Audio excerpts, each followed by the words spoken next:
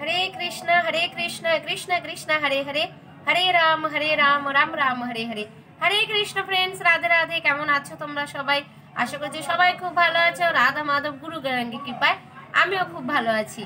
तो आजके आमरा पाठ करब लीला पुरुषोत्तम श्रीकृष्ण ग्रंथेर सप्तम अध्याय तृणावर्त उद्धार। तृणावर्त के छिलेन, उनाके किभाबे भगवान श्रीकृष्ण उद्धार करलेन, आजके एई सब विषय आमरा डिटेल्से आलोचना करब। सबाई साथे থেকো। तो चलो स्टार्ट करছি। কথা না বাড়িয়ে আমরা সংক্ষেপে মঙ্গল আচরণ করে আর স্টার্ট করি। সবাই সাথে থেকো কিন্তু। শিশি মঙ্গল আচরণ। ওম অজ্ঞানতিমিরান্ধস্য জ্ঞানাঞ্জনশলাকয়া চক্ষুরন্মিলিतं येन तस्मै श्री गुरुवे नमः।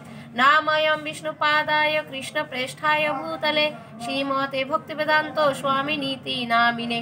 नमस्ते सरस्वती देवे गौरवाणी प्रचारिणे निर्विशेष शून्यवादी पाश्चात्यदेशतारिणे। वाञ्छाकल्पतरुभ्यश्च कृपा सिन्धुभ्येव च पतितानां पावनेभ्यो वैष्णवेभ्यो नमो नमः। नमो महावदनाय कृष्ण प्रेमपदायते कृष्णाय कृष्ण चैतन्य नाम्ने गुरुतिष्ठे नमः। हे कृष्ण करुणा सिन्धु दीन बंधु जगत्पते गोपेश गोपिकाकान्त राधाकान्त नमोस्तुते। तप्त कांचन गौरांगी राधे वृंदावनेश्वरी वृषभानुसुते देवी प्रणमामि हरिप्रिये। नीलाचल निवासाय नित्याय परमात्मने बलभद्र सुभद्राभ्यां जगन्नाथाय ते नमः। ओम वृंदाय तुलसीदेवाय प्रियाय केशवाय च कृष्ण भक्तिपद देवी सत्यवते नमो नमः। जय श्री कृष्ण चैतन्य प्रभु नित्यानंद श्री अद्वैत गदाधर शिवासादि गौर भक्तवृंद। हरे कृष्ण कृष्ण कृष्ण हरे हरे हरे राम राम राम हरे हरे। जय श्री श्री मंगलाचरण की जय। निताई गौर प्रेमानंदे हरि बोल। ओम नमः भगवते वासुदेवाय ओम नमः भगवते वासुदेवाय ओम नमः भगवते वासुदेवाय। तो যাদের কাছে গ্রন্থ আছে বের করে নাও, না হলে আমি পাঠ করছি, মন দিয়ে প্লিজ শ্রবণ করো। এটাও ছোটই আছে, আমরা পুরোটাই আজকেই পাঠ করে নেব, ঠিক আছে? সপ্তম অধ্যায় তৃণাবর্ত উদ্ধার। তৃণাবর্ত কে ছিলেন সেটাগুলো জানবো আমরা। তো স্টার্ট করছি। পরমেশ্বর ভগবান সর্ব অবস্থাতেই সরস্বজপূর্ণ, অর্থাৎ সমস্ত সম্পদ, সমস্ত বীর্য, সমস্ত শ্রী, সমস্ত যশ, সমস্ত জ্ঞান এবং সমস্ত বৈরাগ্য তার মধ্যে বর্তমান। বহু রূপে তিনি অবতরণ করেন এবং তার সেই অবতরণের ফলে বদ্ধজীব তার লীলা বিলাসের কাহিনী শ্রবণ করার অসীম সৌভাগ্য অর্জন করে। ভগবদ গীতায় ভগবান বলেছেন জন্ম কর্ম চ মে দিব্যম, অর্থাৎ ভগবানের জন্ম এবং তার কার্যাবলী দিব্য চিন্ময়, তা জড়া প্রকৃতির অতীত। কিন্তু বদ্ধজীব ভগবানের এই অসাধারণ কার্যকলাপের কাহিনী শ্রবণ করে অসীম সৌভাগ্য অর্জন করতে পারে। ভগবানের লীলাবিলাসের কাহিনী শ্রবণ করার মাধ্যমে আমরা ভগবানের সঙ্গ লাভ করতে পারি। ভগবানের এই সমস্ত লীলাবিলাস শ্রবণ করে আমরা জড় জগতের বন্ধন মুক্ত হয়ে অপ্রাকৃত ভগবত ধামে উন্নীত হতে পারি। প্রতিটি বদ্ধজীবী গল্প, উপন্যাস, নাটক ইত্যাদির আকারে অন্য জীবের কথা শুনতে ভালোবাসে। অপরের কার্যকলাপ সম্বন্ধে শোনার এই প্রবণতার সদ্ব্যবহার আমরা করতে পারি ভগবানের লীলা বিলাসের কাহিনী শ্রবণ করে, এবং তার ফলে তৎক্ষণাৎ অপ্রাকৃত জগতে উন্নীত হতে পারি। শ্রীকৃষ্ণের লীলাসমূহ কেবল অপূর্ব সুন্দরী নয়, তা অত্যন্ত চিত্ত আকর্ষকও। কেউ যদি ভগবানের লীলাসমূহ শ্রবণ করেন তাহলে দীর্ঘকাল জড় জগতে আবদ্ধ থাকার ফলে হৃদয়ে যে আবর্জনার সঞ্চিত হয়েছে তা অচিরেই পরিষ্কার হয়ে যায়।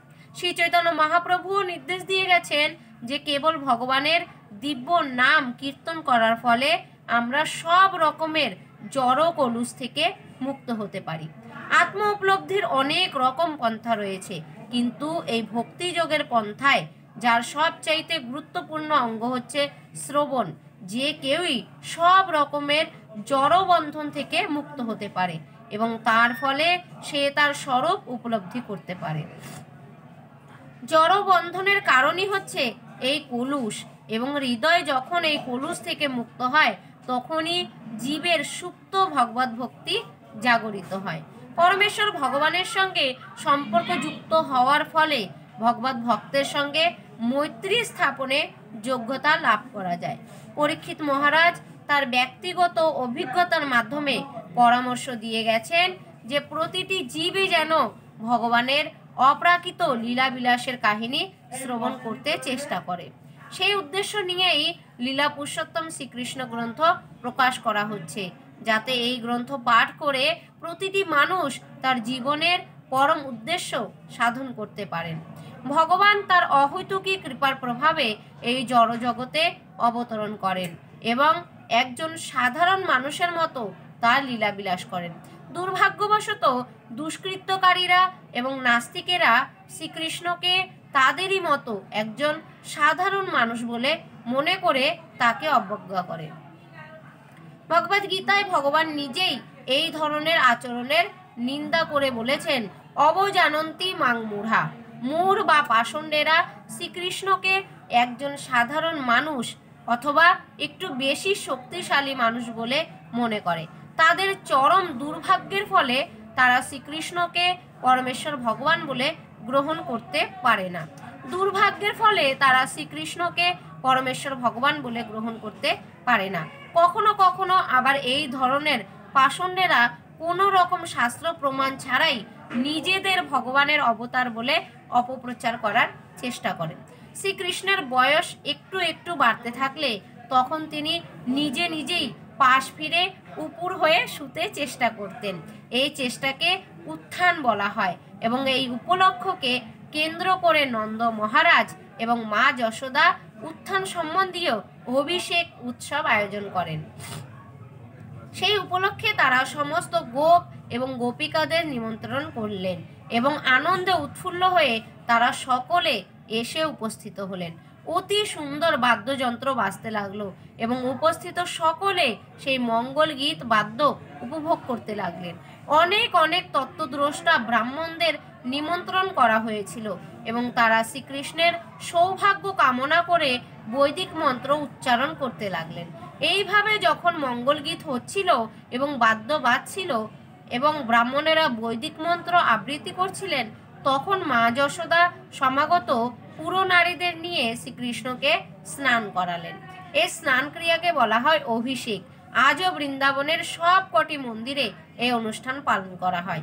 এই উপলক্ষে মা যশোদা অপর্যাপ্ত পরিমাণ শস্য এবং স্বর্ণ অলঙ্কারে ভূষিত অতি উত্তম বহু গাভী তত্ত্বজ্ঞান সম্মানিত ব্রাহ্মণদের দান করার আয়োজন করেছিলেন। শ্রীকৃষ্ণকে স্নান করিয়ে এবং সুন্দরভাবে সাজিয়ে মা যশোদা স্নান করলেন এবং খুব সুন্দর সজ্জায় ভূষিত হয়ে শ্রীকৃষ্ণকে কোলে নিয়ে ব্রাহ্মণদের বৈদিক মন্ত্র পাঠ শুনতে লাগলেন। এইভাবে যখন মা যশোদা ব্রাহ্মণদের মন্ত্রপাঠ শুনছিলেন, তখন শ্রীকৃষ্ণ তার কোলে ঘুমিয়ে পড়লেন। যশোদা মা তখন তাকে সযত্নে একটি গরুর গাড়ির নিচে শুইয়ে দিলেন।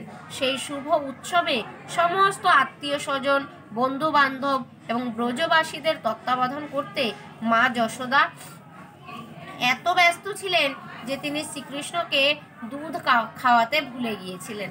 তাই ক্ষুধার্ত হয়ে ওপরে চলে তাই ক্ষুধার্ত হয়ে শ্রীকৃষ্ণ কাঁদতে লাগলেন। কিন্তু চারিদিকে এত কোলাহল হচ্ছিল যে মা যশোদা তার ক্রন্দনের শব্দ শুনতে পেলেন না। একে তো তার খুব ক্ষুধা পেয়েছিল, আর তার উপরে তার মা তাকে এইভাবে অবহেলা করছে। তাই শিশু শ্রীকৃষ্ণের খুব রাগ হলো। তিনি তখন একজন সাধারণ শিশুর মতো তার চরণ কমল যুগল ছুঁড়তে লাগলেন এবং তার ফলে তার অতি ক্ষুদ্র পল্লবতুল্য কোমল চরণ কমলের আঘাতে সেই শকটটি উল্টে গেল। গাড়িটি কাঁসা ও পিতলের বাসনপত্রে বোঝাই ছিল এবং সেগুলি পড়ার ফলে প্রচণ্ড শব্দ হলো। গাড়ির অক্ষ থেকে চাকা দুটি খুলে গেল এবং গাড়ির জোয়াল ভেঙে গেল। মা যশোদা প্রমুখ ব্রজগোপিকারা সেই উৎসব উপলক্ষে সমাগত কুলাঙ্গানারা এবং নন্দ মহারাজ প্রভৃতি ব্রজবাসীরা সেই অদ্ভুত ব্যাপারে অত্যন্ত বিস্মিত হয়ে বলাবলি করতে লাগলেন, কিভাবে এই গাড়িটি আপনা থেকেই ভেঙে গেল। সে গাড়িটা ভাঙার আসল কারণ যে কি তা কেউ স্থির করতে পারল না। কিন্তু যে সমস্ত শিশুদের উপর শ্রীকৃষ্ণকে দেখবার ভার ছিল তারা বলল, শ্রীকৃষ্ণ কাঁদতে কাঁদতে পদাঘাতে এই গাড়িটিকে ভেঙে ফেলেছে। তারা তাদের বলল যে নিজেদের চোখে তারা এই ঘটনা ঘটতে দেখেছে এবং সেই বিষয়ে তাদের কোনো সন্দেহ নেই। অনেকেই সেই শিশুদের কথা বিশ্বাস করলেন, কিন্তু অনেকে আবার বললেন কিভাবে সেই শিশুদের কথায় বিশ্বাস করা যায়। গোপ এবং গোপিকারা বুঝতে পারলেন না যে সর্বশক্তিমান পরমেশ্বর ভগবান একটি শিশু রূপে শয়ন করে আছেন এবং তিনি যা ইচ্ছা তা করতে পারেন। সম্ভব এবং অসম্ভব উভয়ই তার শক্তির অধীন। যখন এইভাবে সকলে আলোচনা করছিলেন তখন শ্রীকৃষ্ণও কাঁদতে লাগলেন। মা যশোদা তখন শিশুটিকে দুষ্ট গ্রহ আক্রমণ করেছে এই আশঙ্কায় তাকে কোলে তুলে নিয়ে ব্রাহ্মণদের দিয়ে মাঙ্গলিক মন্ত্র উচ্চারণ সহকারে সস্তয়ন করালেন এবং তাকে স্তন্যপান করালেন। শিশু যখন সুস্থভাবে মাতৃস্তন্য পান করে তখন বোঝা যায় যে সে সব রকম বিপদ থেকে মুক্ত হয়েছে। তারপর বলবান গোপেরা গাড়িটিকে ঠিক করলেন এবং যে সমস্ত বাসনপত্র ছিটকে ছড়িয়ে পড়েছিল সেগুলি আবার ঠিক করে তাতে সাজিয়ে রাখলেন। তারপর ব্রাহ্মণেরা দই, ঘি, কুশ এবং জল দিয়ে হোম ক্রিয়া সম্পাদন করলেন। শিশুটির সৌভাগ্য কামনা করে তারা পরমেশ্বর ভগবানের আরাধনা করলেন। যে সমস্ত ব্রাহ্মণেরা সেখানে উপস্থিত ছিলেন তারা সকলেই অত্যন্ত সুযোগ্য, কেননা তাদের চিত্তে ঈর্ষার লেশ মাত্র ছিল না। তারা কখনো অসত্য আচরণ করেননি, তারা কখনো গর্ভান্বিত হননি, তারা সম্পূর্ণভাবে অহিংস ছিলেন এবং তারা অমানী ছিলেন। তারা সকলেই ছিলেন যথার্থ ব্রাহ্মণ এবং এই ধরনের ব্রাহ্মণদের আশীর্বাদ কখনো মিথ্যা হয় না। এই ব্রাহ্মণদের প্রতি দৃঢ় বিশ্বাস সহকারে নন্দ মহারাজ শিশু শ্রীকৃষ্ণকে তার কোলে তুলে নিলেন এবং পূর্ণ ঔষধিযুক্ত জলে তার অভিষেক করলেন। ব্রাহ্মণেরা তখন ঋক, যজু এবং সামবেদ থেকে মন্ত্র উচ্চারণ করলেন। শাস্ত্রে বলা হয়েছে যে যথার্থ ব্রাহ্মণ না হলে বৈদিক মন্ত্র পাঠ করা উচিত নয়। এখানে আমরা দেখতে পাচ্ছি যে সেই সমস্ত ব্রাহ্মণেরা সমস্ত ব্রাহ্মণ সুলভ গুণের দ্বারা ভূষিত ছিলেন। নন্দ মহারাজেরও তাদের প্রতি পূর্ণ বিশ্বাস ছিল, তাই তিনি বৈদিক মন্ত্র উচ্চারণ করে শাস্ত্রীয় আচার অনুষ্ঠান করতে তাদের আহ্বান করেছিলেন। ভিন্ন ভিন্ন উদ্দেশ্যে ভিন্ন ভিন্ন ধরনের যজ্ঞ করার নির্দেশ দেওয়া আছে, কিন্তু যথার্থ ব্রাহ্মণ না হলে সেই মন্ত্রগুলি উচ্চারণ করা যায় না। এবং যেহেতু এই কলিযুগে এই ধরনের যোগ্য ব্রাহ্মণ পাওয়া যায় না, তাই এই যুগে সব রকমের বৈদিক যাগযজ্ঞ অনুষ্ঠান নিষিদ্ধ।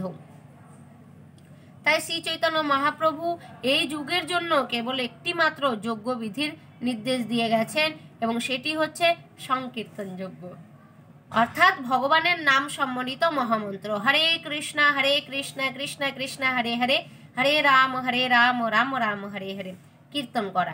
ব্রাহ্মণেরা যখন দ্বিতীয়বার বৈদিক মন্ত্র পাঠ করলেন এবং যজ্ঞ অনুষ্ঠান করলেন তখন নন্দ মহারাজ আবার তাদের প্রচুর পরিমাণে শস্য দান করলেন এবং অসংখ্য গাভী দান করলেন। এই সমস্ত গাভীগুলির গায়ে ছিল সোনার জরির কাজ করার বস্ত্র, তাদের শিংগুলি ছিল স্বর্ণ অলঙ্কারে ভূষিত, তাদের খুরগুলি ছিল রূপার পাত দিয়ে মোড়া, তাদের গলায় ছিল ফুলের মালা। তার অদ্ভুত শিশুপুত্র শ্রীকৃষ্ণের মঙ্গলের জন্য তিনি অপর্যাপ্তভাবে ব্রাহ্মণদের দান করলেন এবং ব্রাহ্মণেরাও তার বিনিময়ে প্রাণ ভরে শ্রীকৃষ্ণকে আশীর্বাদ করলেন। এই সমস্ত সুযোগ্য ব্রাহ্মণেরা আশীর্বাদ কখনো নিষ্ফল হয় না। এই উৎসবের পর একদিন মা যশোদা শ্রীকৃষ্ণকে কোলে নিয়ে আদর করছিলেন। হঠাৎ তার মনে হলো এই শিশুটি যেন অত্যন্ত ভারী হয়ে উঠেছে এবং তাকে আর বহন করতে না পেরে তিনি অনিচ্ছা সত্ত্বেও তাকে মাটির উপরে রাখলেন। তার কিছুক্ষণ পরে তিনি নানা রকম গৃহকর্মে ব্যস্ত হয়ে পড়লেন। এই সময় তৃণাবর্ত নামক কংসের এক অনুচর কংসের দ্বারা আদিষ্ট হয়ে এক ঘূর্ণিঝড়ের রূপ নিয়ে সেখানে এসে উপস্থিত হলো। সে সেই শিশুটিকে তার কাঁধের উপর তুলে নিল এবং ধুলা রাশি দিয়ে সমস্ত গোকুল আচ্ছন্ন করে ফেলল। তার ফলে কেউই আর কিছুই দেখতে পেল না এবং চারদিক তখন অন্ধকার আচ্ছন্ন হয়ে গেল। এই ভীষণ দুর্যোগের সময় মা যশোদা তার শিশুটিকে যেখানে রেখেছিলেন সেখানে আর দেখতে পেলেন না। শ্রীকৃষ্ণকে যখন ঘূর্ণিঝড় রূপী তৃণাবর্তাসুর আকাশে উড়িয়ে নিয়ে গেছে শ্রীকৃষ্ণকে না দেখতে পেয়ে মা যশোদা তখন মৃত বৎসা গাভীর মতো ভূমিতে পড়ে করুণভাবে রোদন করতে লাগলেন। মা যশোদা যখন এইভাবে বিলাপ করতে করতে কাঁদতে লাগলেন, তখন সমস্ত ব্রজগোপিকারা চারদিকে শ্রীকৃষ্ণকে খুঁজে বেড়াতে লাগলেন, কিন্তু কোথাও তারা তাকে খুঁজে পেলেন না। তৃণাবত তখন শ্রীকৃষ্ণকে নিয়ে নভমণ্ডলে অনেক উপরে উঠে গেছে, কিন্তু হঠাৎ শিশুটি এত ভারী হয়ে উঠল, সে তাকে নিয়ে আর উপরে উঠতে পারল না। তখন তাকে ঘূর্ণিঝড় রূপী কার্যকলাপ বন্ধ করতে হলো। শিশু শ্রীকৃষ্ণ অত্যন্ত ভারী হয়ে পড়ার ফলে তার ভারে তৃণাবতাসুর নিচের দিকে পড়তে লাগলো। শ্রীকৃষ্ণ তার গলা জড়িয়ে ধরেছিল, তাই সে আর তার ভার থেকে মুক্ত হতে পারছিল না। তৃণাবর্তের কৃষ্ণকে একটা পর্বতের মতো ভারী বলে মনে হলো। সে তার থেকে মুক্ত হওয়ার চেষ্টা করলো, কিন্তু পারল না। তার চোখ দুটো কোটর থেকে বেরিয়ে পড়ল। সে অস্ফুট শব্দ সহকারে প্রাণ ত্যাগ করে বৃন্দাবনে পতিত হলো। তার সমস্ত শরীর বিধ্বস্ত হলো এবং তাকে মহাদেবের বাণে নিহত ত্রিপুরাসুরের মতো মনে হলো। পাথরের উপর পতনের ফলে তার সমস্ত শরীর বিধ্বস্ত হয়ে গেল।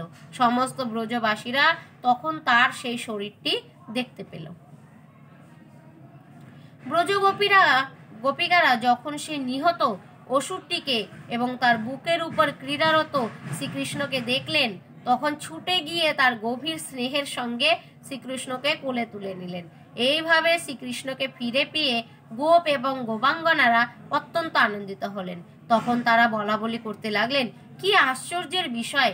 এই অসুরটা কৃষ্ণকে খাওয়ার জন্য তাকে চুরি করে নিয়ে গিয়েছিল, কিন্তু পরিণামে তারই মৃত্যু হলো। কেউ কেউ বলল, যারা অত্যন্ত পাপী তাদের পাপের ফলে তাদের মরণ হয়, আর কৃষ্ণ হচ্ছে অত্যন্ত পুণ্যবান, তাই সব রকম বিপদ থেকে সে রক্ষা পায়। আর আমরাও নিশ্চয়ই আমাদের পূর্বজন্মে অনেক যাগযজ্ঞের অনুষ্ঠান করেছি, পরমেশ্বর ভগবানের আরাধনা করেছি, অনেক ধন সম্পদ দান করেছি এবং মানুষের মঙ্গলের জন্য অনেক অনেক ভালো কাজ করেছি। সেই পুণ্য কর্মের ফলেই এই শিশুটি সমস্ত বিপদ থেকে রক্ষা পেয়েছে।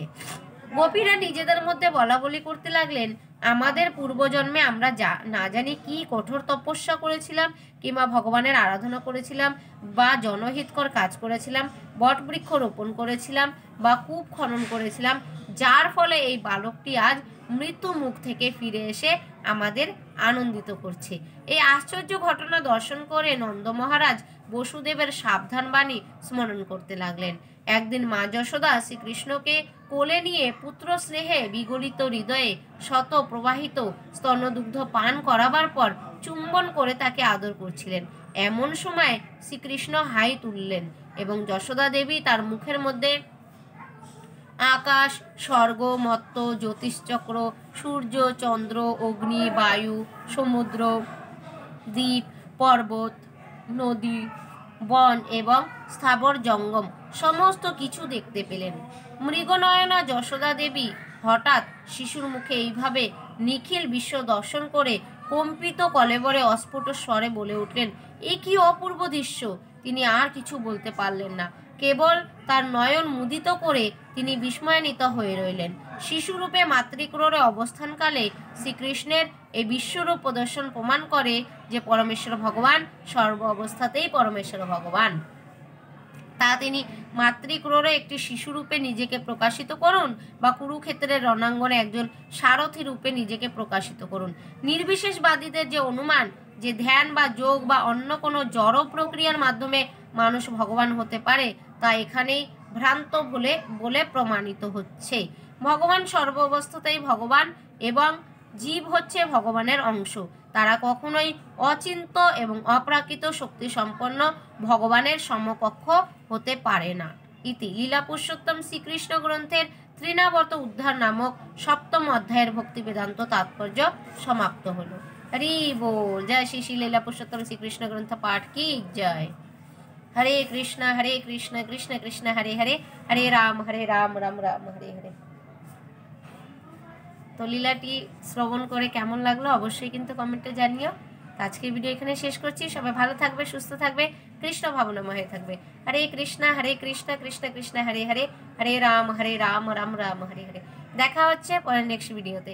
হরে কৃষ্ণা, রাধে রাধে।